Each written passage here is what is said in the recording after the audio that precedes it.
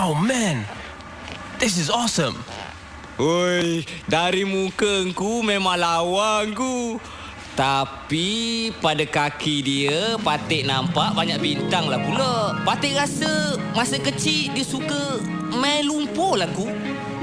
I'm talking about the bike lah. Hah? Oh. Hah? Ku nak pakai. Ku nak beli motor ni. Jangan ku, nanti mak ku murka dengan Patik sebab tak halang ku. Awak ni macam tak biasa kena lecture dengan bonda je. Nanti Patik juga kena bawa mak ku ke klinik terapi tu. Engku bukan tak tahu. Tiap-tiap kali pergi, Patik juga kena lap katil terapi tu. Awak yang ada kat situ, engku nak ngejek mata dengan Patik pun tak. Faul betul lah, engku. Ku, janganlah, engku. Hai. Nah, Tengku. Special untuk Tengku. Kalau orang lain, saya tak bagi tahu.